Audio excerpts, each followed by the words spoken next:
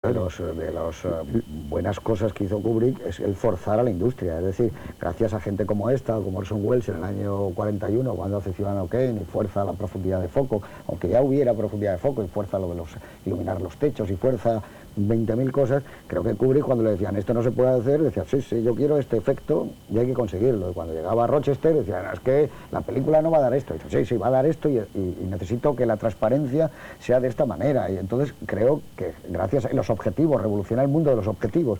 Hay unos objetivos que siempre son como esféricos maravillosos, como redondeada es continuamente la película, entonces la nitidez de cada objetivo, los Cook, el perfecciona una serie de cosas, claro, que el avance que pega el cine pues es como de 2 décadas. De todas formas, lo de las máquinas, que es otra parte de la película, lo de Hal, que es otro de los protagonistas, la idea de que luego tuviera conciencia y sentimientos es algo asombroso para entonces, porque claro, había otro Hal igual que él, ¿no? Él tiene un hermano gemelo, pero ese hermano gemelo no se revela ni hace absolutamente nada. Sí, tiene un gemelo en la Tierra, pero solo es él. ¿Y por qué es él? Dice, bueno, él tiene toda la información, tiene absolutamente todo, y de repente toda esa información produce el milagro de que él pueda pensar por sí mismo, y yo creo que la destrucción, la lobotomía a la que someten a Hal, cuando le llevan a su infancia o su segunda infancia y canta lo de Daisy, es como el asesinato de una humanidad solo preocupada por un avance tecnológico, pero nunca nada humanizada. Entonces, todas estas versiones que se daban, bueno, las ves, pero yo un poco estoy con lo de Miguel.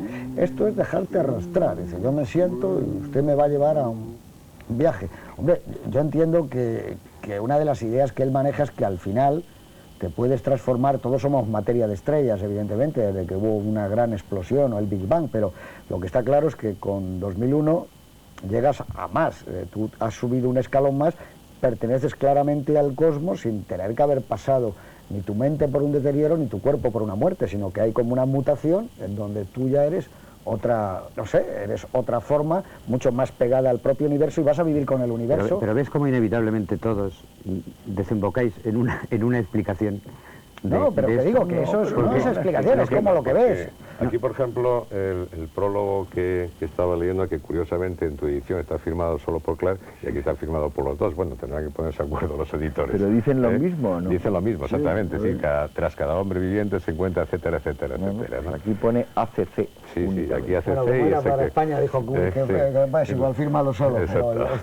Bueno, el caso es que yo creo que hay cosas que no es que haya que explicar, pero sí sobre ellas, y yo creo que para eso Kubrick hizo la película, sí, reflexionar, puesto que si no, pues entonces carecería de sentido que la obra es una película para entonces, para mí ideas. Sí, lo que estás diciendo del ordenador, que además en los años 68 era sorprendente, puesto que yo recuerdo que en aquella época hasta nos sorprendían si nos decían por ordenador nuestro horóscopo, que era una cosa que se vendía y como una cosa así muy de moda, etcétera. Pues para mí empieza con las primeras secuencias de la película, que son en el Pleistoceno. Y para mí hay un punto de arrancada de las dos premisas básicas de lo que es Clark y Kubrick cuando se ponen a trabajar sobre esta película. Que es, por un lado, lo que siempre Clark está presente en casi todas sus obras, que es una inteligencia superior, que existe. Y segundo, su preocupación por la violencia, que comparte a la vez Kubrick. Entonces encontramos una cosa muy curiosa en las escenas de Pleistoceno, que para mí son de las mejores de la película en cuanto a lo que me inquietaron. Cada uno le inquietará una cosa, ¿no? Que es, vemos a unos homínidos, unos simios, unos antropoides, con unos tapires. Están conviviendo pues pacíficamente. Entonces ahí vemos que hay una convivencia de especies. A continuación, para romper esta convivencia de especies, y no olvidemos que nosotros somos una especie más, un animal, el ser humano, llega el leopardo y ataca al simio. Y entonces ahí entra ya un juego muy importante en toda la evolución, que es una especie contra otra especie, que hasta en ese momento no estaba reflejado. Y hay que conservar la especie, hay que supervivir, y ahí aparece el monolito. Y el monolito llega, toman contacto aquellos que serían totalmente aterrados y perdidos, puesto que el leopardo los estaba, digamos, aniquilando y destruyendo. Y un homínido concibe un hueso como arma. Y les permite comer carne. Y entonces piensa en un principio contra los tapires, que sería comer.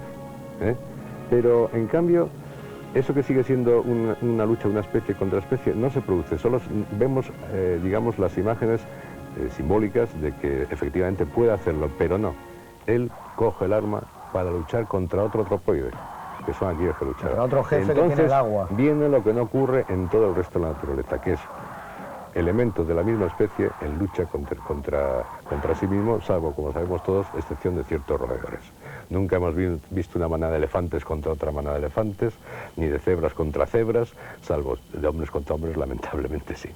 Y entonces aquí entra lo que ya es la película 2001 con su filosofía, que se ha utilizado la agresividad para supervivir, después pasa una violencia entre los miembros de la misma especie y viene la relación ya de la evolución, que es la aparición del ordenador, de la máquina. El siguiente paso, relación máquina-máquina. Siguiente paso, donde la máquina se humaniza, que es lo que quiere hacer HAL, porque HAL hasta casi acaba diciéndole la verdad al astronauta, casi le cuenta lo que está ocurriendo, pero el otro no le escucha. Es que el problema de HAL, perdona, es que está programado para no mentir, y tiene que mentir, y no decir exactamente en qué consiste la misión. Pero el otro, si claro, esa dualidad le provoca a él. Y a continuación viene ya, para mí, el resto de la película, que es donde indudablemente Kubrick entra en la borrachera, digamos, escenográfica, que es, digamos, la sublimación de que nosotros pasamos a ser unos seres superiores en cuanto a todos los aspectos. De ahí viene la escena final. Pero esa escena final es como un zoo, ¿no? O sea, este hombre llega a una especie de zoológico donde está una persona del planeta nuestro, humano, que va viendo en 3 o 4 planos. La idea es muy brillante cuando se ve a sí mismo. O sea, son muy brillantes, pero es como un zoo y al final, bueno... No te olvides de que, por ejemplo, el monolito, Kubrick en principio pensó sustituirlo por un actor disfrazado todo de blanco que simbolizara más o menos la misma cuestión de extraterrestres, y que después en la versión, digamos, aligerada que nos ha dejado después del estreno, que cortó no sé cuántos minutos, 20 y tantos minutos me parece, hasta llegar de 169 a 141, había en digamos, cuadro de colores, de formas, tal, había formas del planeta, de los extraterrestres superiores, y había formas de los extraterrestres que después anuló. Con lo cual ahí sí Kubrick se identificaba más. Después no quiso aclarar tanto y quitó todo eso, pero en un principio sí estaba. Sí, lo que quedan son las risas. Hay como unos murmullos de voces metidos en las bandas sonoras de Ligeti, ¿no? Y se oyen como unos murmullos, unas risas, alguien que está observando a alguien, ¿no? Pero tú cuando decías eso de la convivencia al principio, de la alborada del hombre, imagínate la convivencia técnica que hay para contar eso que tú has dicho. Se van a rodar a Tanganica en una unidad y rueda esos planos estupendos. Esas imágenes las proyectan en unos estudios en Londres. Hay unos efectos especiales que fabrican caras para que esos simios, pero cada vez los simios también son actores que incorporan. Es decir, él está continuamente como inventando. Tú decías lo del cine mudo y es curioso, es como esa necesidad que tenía la gente en el mudo de tirar para arriba y sacar cada vez más cosas. Él lo ha sentido como si la técnica se le quedara pobre y él tuviera que contar otra cosa. Fíjate cómo está escribiendo por ejemplo, para los monos de esa escena, los simios, son, si mal no recuerdo, eran bailarines a los cuales se les pedía que tuvieran, digamos, los brazos largos y fueran estrechos de cadera. Y los únicos que no son extras creo que son los dos monos bebés. Y no nos olvidemos que en aquella época había una gran competencia, puesto que se estaba con la película El planeta de los simios. De tal forma que Kubrick mandó destruir todo lo que era las caretas de sus simios para que no fueran, digamos, utilizadas por el enemigo supuesto, ¿no? Y en ese caso, pues sí es curioso todo la artimaña. Existe una, hay alguien que... De todas formas, que todo eso que dice, por supuesto, Juanjo, es verdad, y ya para que el señor Tebas nos liquide, hay otra cosa. Cuando tú has dicho lo de la ambición, que es la palabra exacta, que es una película ambiciosa, lo que hoy, cuando lo hemos visto ahora, a mí lo que me parece que es lo que ha querido crear es un mito. Eso no tiene duda.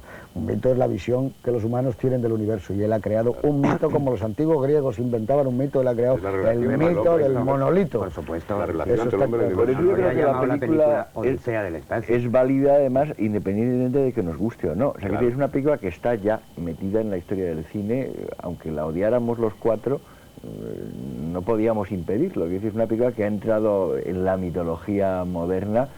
Lo mismo que le puede gustar a la gente o no Elvis Presley, está metido en la mitología del siglo XX. Y eso, la verdad, es una cosa que la consigue hacer muy poca gente y muy poca gente con películas. Y puedes no explicarte cómo está hecho o desmenuzar el guión y encontrar 1000 incorrecciones en Casablanca. Es también un mito, es un mito muy diferente, pero creo que comparten un poco esa categoría que la saca de lo normal. Y yo creo que es un fenómeno que es interesante, con independencia de que a uno le gustan más unos mitos que otros. Claro. ¿Sería el fin del cine y el principio de eso que hemos llamado lo audiovisual, esta película? Yo creo que no, que sigue siendo... ¿Audiovisual? Creo que aunque sea un cine que sea muy audiovisual, no tiene nada que ver con ese magma al que se tiende a llamar audiovisual y que para mí es un poco las aguas cloacales.